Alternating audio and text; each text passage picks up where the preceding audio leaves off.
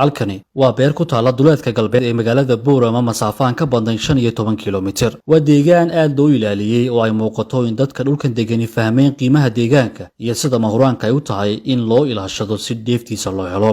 deegaankani waxa uu tusaale nool u yahay in bulshada Soomaaliland ay ka jawaabi karto wacyigelinta haddii la joogteeyo. Waxaan dhex joogaa beer lagu dhaqo shinnida. Waxa yaala in ka badan 300 oo gaaguri shinniyada. Waxa xiiso leh in maalgashigan uu sameeyay siyaasi ka caan gudaha Soomaaliland kaasoo ah Cabdirashiid Xasan Mataan oo muddo dheer ku soo jiray siyaasadda Soomaaliland marna soo noqday musharax madaxweyne ku xigeen. Waxa muuqata in Cabdirashiid tusaale fiican u yahay in aanay macno lahayn in siyaasigu ku mashquulo hadal iyo olole siyaasadeed oo madhalaysa mararka qaarkood siyaasa ugeeda siyaasigu keeni karo aragti shakhsiya oo tacab gelin karo dhulkiisa tacabkaas oo isaga iyo dalkiisuba u aayi karo sida halkan ka muuqata. Bismillahir Rahmanir Rahim. Hadda waxaan bilaabaynaa malabkii hooyo satawe aniga iyo bah kale oo ka tirsan warbaahinta dawladda waxa safar saacado badan qaatay oo aanu kaga ambabaxnay magaalada Hargeysa aanu ku gaadhnay halka mashruucan laga hirgeliyay oo ah deegaanka Cigaal Xaad oo ku yaala dooxada Satawa ee gobolka Awdal si aanu goobjoog ugu noqono soo saarka tacabkii la geliyay halkan oo qaybo kala duwan ka kooban.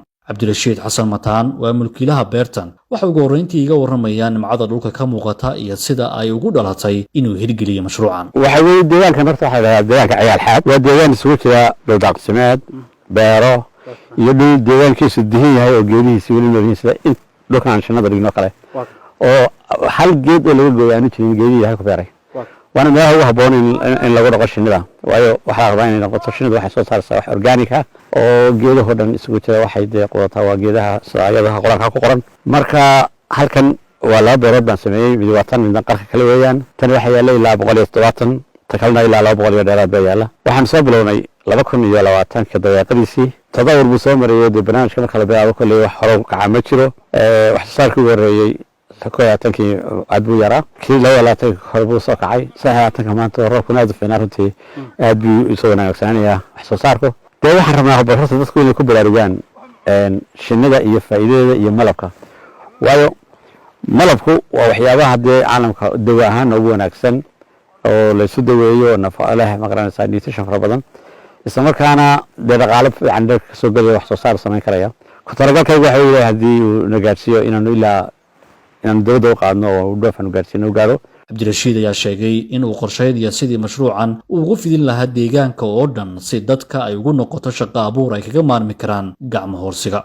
ku talagalku waxa kale oo haddii la yiraahdo inaan inta ku koobnaan inay u noqoto dadka tusaale laakiin deegaanka oo dhan inaanu ku fidino oo reer walba isagoo meeshiisa degan oo xanaaneyn karo laakiin anagu aanu ka caawino inaanu siino saxaarado iyo maxaan ku raadin tababarkii iyo direysadan oo kale si ay maartay u bartaan inay wax soo saar karaan iyagoo gurigooda joogan ay wax soo saar yeeshaan dhaqaale ka helaan. Cabdirashiid Xasan Mataan ayaa dhanka kala tilmaamay in hibada ganacsiga weligiiba lahaa balse uu isku dayay in inta aanu hawlgabka noqon uu door ku yeesho isbeddelka siyaasadeed waddanka laakiin markii taasi ay u hirgeli weyday uu u baydhay dhan kale oo u arkay inay wax tar yeelan karto.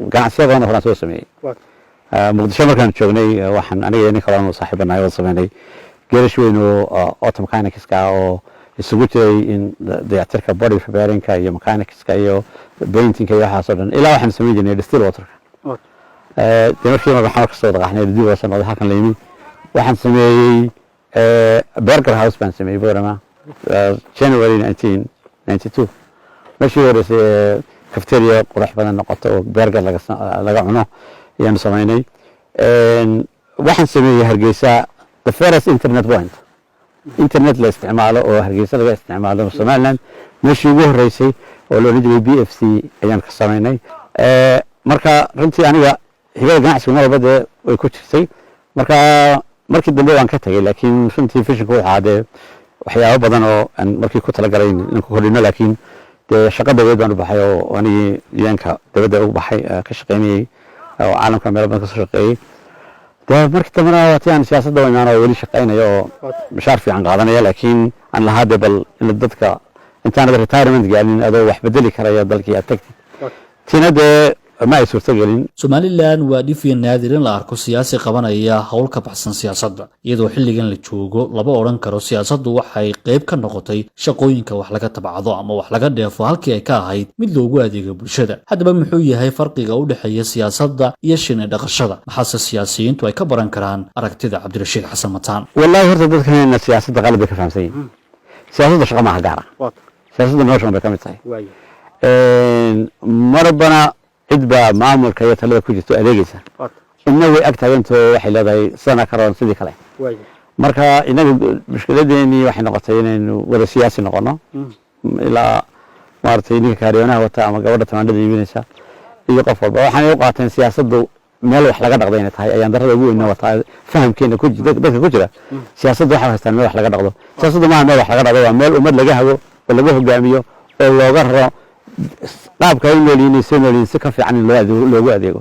Haddaad siyaasi tahay wax shaqada ka xiriya ma jiro. Cabdirashiid maxaad sooran karaysaa kulli siyaasaddan muddo badan baa ku soo jirtay saaxiibo badan oo siyaasadeedna waad leedahay maxay dadka siyaasadda ku jira ka baran karayaan arrintadan 10 wallahi sidaan ku sheegay waa siyaasiyiintu waa inay leeyihiin backup profession ama wax kale oo ay noloshooda ku qabaan si aanay u noqon siyaasadda wax lacag laga raadiyo.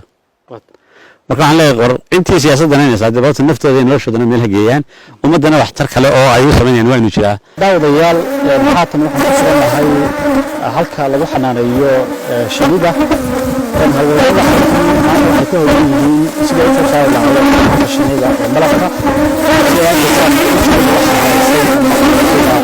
shinnidii oo markii la furay saxaradii ay ku jireen kacday oo weliba dee islaan u arkaya dagaalansan. marka waxay isku dayi doontaa in haweeneyda hawshan ku hawlan gaarkooda in la hadalno isagoo ugu weydiiyo tallaabooyinka ay tahay la qaado ama wadooyinka la maro marka la doonayo in shinnida malabka laga soo saaro. shinnidan dhaqameedkeeda marka la soo qabanayo iyadoo geed ku jirta ama iyadoo geed ku tuuran baa la helayaa. qofkii ku soo shareeya wuxuu ku leeyahay shinnidaan soo arkay.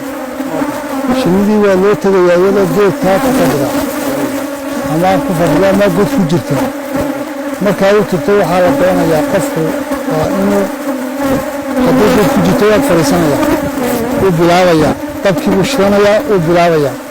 markaad malabka gaadho waa inaad qiijiyahaad ku buufisaa waa ursiiso. markaad ursiiso waxaa malab ku jiraa dabadda uga soo saaraysa. malabkaa waad soo qaadaysaa ma daadaadinaysid malabkaa meelahaan laad dhiganaysaa ama saxarada weelkii aad ku qaadaysa baad ku ridaysaa.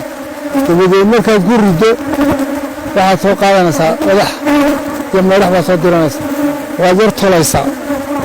xageedaba sideedii baa udhigaysa waxaa laga dhigaya si reer soo guuray oo xaggan uga rogtay reerku markuu guriga ka guuro xaggan uga rogtaa. daawadayaal haatan waxaan soo gaadhnay xarinta guud ee shirkadda malabka hooyo ee gudaha magaalada Boorama. halkan ama xaruntan waa meesha lagu hagaajiyo malabka marka laga soo qaado beerta ama halka loogu talagalay in lagu dhaqo shinnida ayaa kadib halkan la keenaa.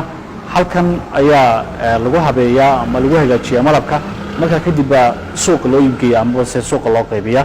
waxaan eegi doonaa maraaxilka kala duwan ee soo saarista iyo hagaajinta malabku ay marto inagoo qaar ka mid ah shaqaalaha xaruntan la hadli doona.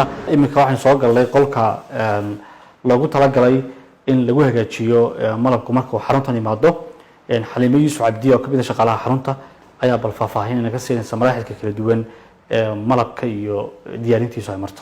malabtan maantana laba u tala baxaa mid waa tan midna waa taas oo isagu taasaa usii tala baxa labo mid waa ta dhinaca yaale saddex xanjo tu midan yahay tan oo isaga la miiray wataa qalabteena waa tii tooyaan tuu sheegay inta ay xiran tahay oo xanjadii baa ku xiran oo faraysan saayde labada simid noqdaan oo taas isaga furmay dabeetana haantan baad turidaysaa sanbadabanaysaa matahaant way tuu wareegaysaa dhowtaan tii aan labaadan tuu sharaxayay waatan qaybtii kale la maroojinaya dabeetana qaybtan la turidaysaa alaabtii taata hadhay sabad maroojinaysaa.